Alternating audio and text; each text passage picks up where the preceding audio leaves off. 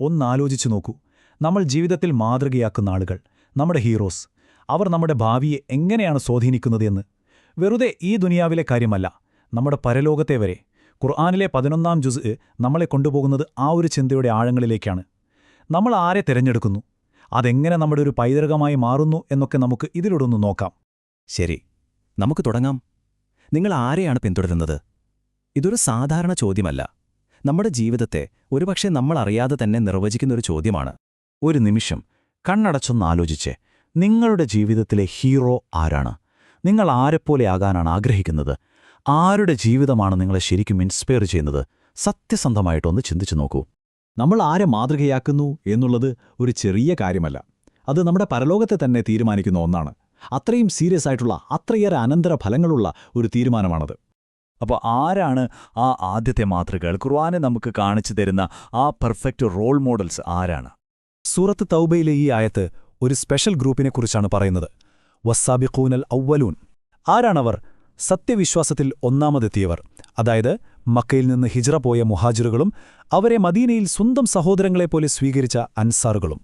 അവരെപ്പോലെ പ്രവാചകന്റെ സല്ലല്ലാഹു അലൈഹി വസല്ലമയുടെ കൂടെ ജീവിക്കാനുള്ള ഭാഗ്യം നമുക്കില്ല, അല്ലേ? പക്ഷെ അല്ലാഹു നമുക്കായി ഒരു വഴി കൂടി തുറന്നു തരുന്നുണ്ട്. അവരെ പിൻപറ്റിയവർ, അതും വെറുതെ പിൻപറ്റിയാൽ പോരാ, നന്മയിൽ പിൻപറ്റിയവർ. അതെ, അത് നമ്മളാണ്.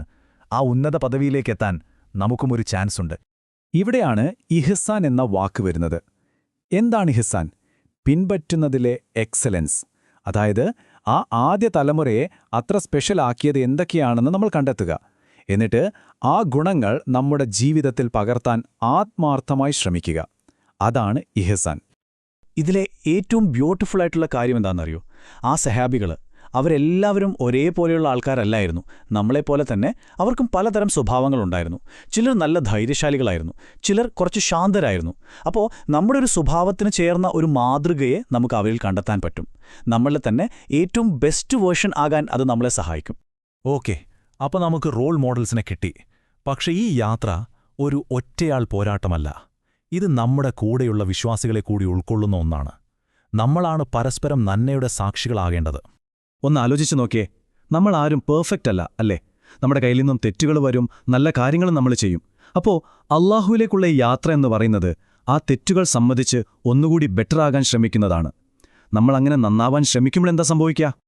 അതിന് ഖുർആൻ തരുന്ന മറുപടി വളരെ ശക്തമാണ്. വഖുലി അമലൂ, നിങ്ങൾ പ്രവർത്തിച്ചോളൂ എന്ന്. ഫസയറല്ലാഹു അമലക്കും വറസൂലുഹു വൽ മുഅ്മിനൂൻ, തീർച്ചയായും നിങ്ങളുടെ പ്രവർത്തനം കാണപ്പെടും. പക്ഷെ ആരാണത് കാണുന്നത്? ആരാണ് ആ സാക്ഷികൾ?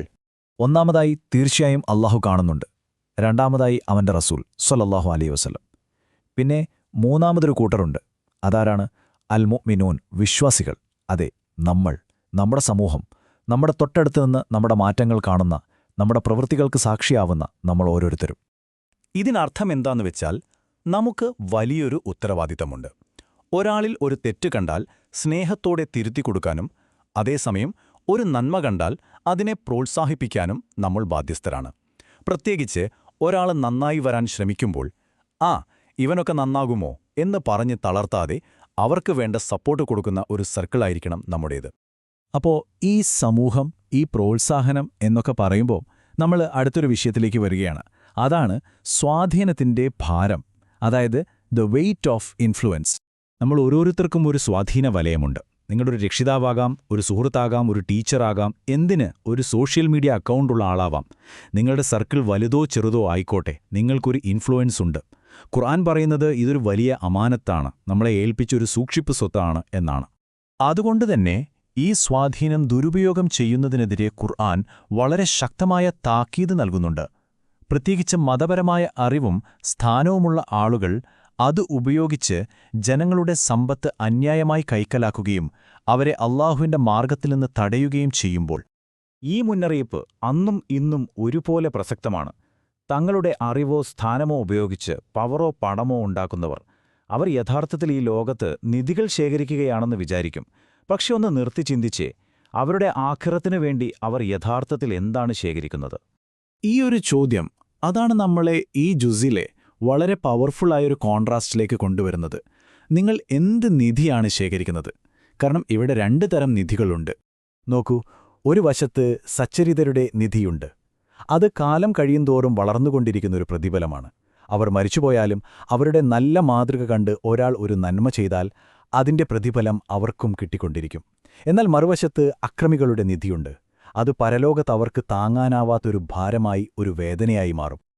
ഇവിടെ ഖുർആൻ ഉപയോഗിക്കുന്ന ഭാഷയുടെ സൗന്ദര്യമൊന്ന് ശ്രദ്ധിക്കണം. ഇത് നിങ്ങൾ നിങ്ങൾക്കായി സൂക്ഷിച്ചുവെച്ച നിധിയാകുന്നു. അതിനാൽ നിങ്ങൾ സൂക്ഷിച്ചു വെച്ചിരുന്നത് നിങ്ങൾ ആസ്വദിച്ചു കൊള്ളുക. അതായത് ദുനിയാവിൽ നിധി കുന്നുകൂട്ടാൻ ഉപയോഗിച്ച അതേ വാക്കാണ് ആഖിറത്തിലെ ശിക്ഷയെക്കുറിച്ച് പറയാനും ഉപയോഗിക്കുന്നത്. എന്ത് ചെയ്തോ അതുതന്നെ അനുഭവിക്കുക. എത്ര പെർഫെക്റ്റായൊരു നീതി! അപ്പോൾ അവസാനത്തെ ചോദ്യം ഇതാണ്. നമ്മൾ ഓരോരുത്തരും സ്വയം ചോദിക്കേണ്ട ചോദ്യം. നമ്മൾ ചെയ്യുന്ന ഓരോ കാര്യവും, നമ്മൾ പറയുന്ന ഓരോ വാക്കും, നമ്മളെ സ്വാധീനിക്കുന്ന ഓരോ ആളും ഈ രണ്ട് നിധികളിൽ ഒന്നിലേക്കാണ് പോയിക്കൊണ്ടിരിക്കുന്നത്. അപ്പോൾ നിങ്ങൾ ശേഖരിക്കുന്ന നിധി ഏതാണ്? നന്മയുടേതോ അതോ ഭാരമായി മാറുന്നതോ?